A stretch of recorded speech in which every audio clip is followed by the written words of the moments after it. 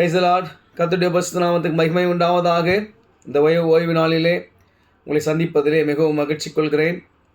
இன்றைய நாளுக்கான இறைவாக்கியம் ஏசாயா தீர்க்கதரிசியின் புஸ்தகம் 58ஆம் அதிகாரம் 11ஆம் வசனம்.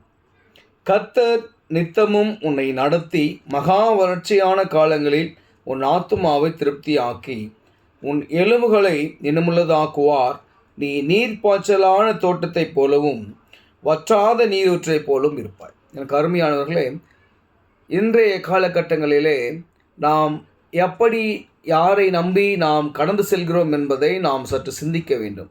எப்பேற்பட்ட சூழலாக இருந்தாலும் காலை எழுந்தவுடன் கர்த்தர் நம்மை நடத்தும்படியாய் நம்முடைய வாழ்க்கையை, அந்த நாளுக்கான மணித்துளிகளை கர்த்தருடைய கருத்தில் நாம் கொடுத்து அவரோடு நாம் நடப்போம் என்று சொன்னால், கர்த்தர் என்னதான் வறட்சியான பஞ்ச காலங்களாக இருந்தால் கூட நம்மளை என்ன பண்ணுவாராம், போஷித்து வழி நடத்துவாராம். அது மட்டும் இல்லை, நம்மளை நோய்கள் இல்லாமல் நம்முடைய எலும்புகளை எல்லாம் நினமுள்ளதாக்கி நம்மை வற்றாத நீரூற்றை போல நம்மை வைப்பாராம்.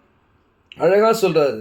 அதாவது நீர்ப்பாய்ச்சலான தோட்டத்தை போலவும் வற்றாத நீரூற்றை போலவும் கர்த்தர் நம்மை வைப்பார். எப்போது என்று சொன்னால், நாம் அவருடைய கைகளிலே நம்முடைய வாழ்க்கையை கொடுத்து அதனதி நாளுக்கான முதல் மணித்துளிகளிலே எழுந்து அவரை நோக்கி பார்த்து ஜெபம் பண்ணி அவருடைய வேதத்தை தியானித்து, ஆண்டவரே இந்நாள் முழுவதுமாய் நீர் பொறுப்பெடுத்து கொள்ளுங்கன்னு சொல்லி நம்முடைய எல்லாவித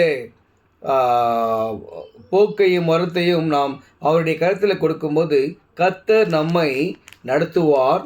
அவர் நடத்தி நமக்கு வறட்சியான காலங்களாக இருந்தாலும், இப்போ இருக்கிற சூழல் எப்படிப்பட்ட சூழலாக இருந்தாலும், போர்க்காலமாக இருந்தாலும், இல்லை கடுமையான பஞ்ச காலமாக இருந்தாலும், இல்லை நம்முடைய வாழ்க்கையில் வறுமையாக இருந்தாலும் சரி, நாம் நம்முடைய வாழ்க்கையை அவர் கையில் கொடுக்கும்போது அவர் நம்மை நடத்தி நம்மை நீர்ப்பாய்ச்சலான தோட்டத்தை போலவும் வற்றாத நீரூற்று போலவும் நம்மை வைப்பார். எனக்கு அருமையானவர்களே, கர்த்தரை விசுவாசிங்க. இன்னும் ஒரு அழகான வார்த்தை உண்டு.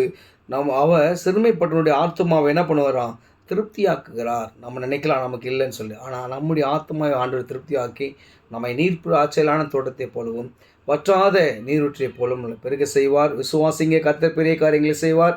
உங்களுடைய வாழ்க்கையை அவர்கிட்ட கொடுங்க. கர்த்தர் உங்களை நீர்ப்பாய்ச்சலான தோட்டத்தை போலவே நடத்துவார். ஆமென்.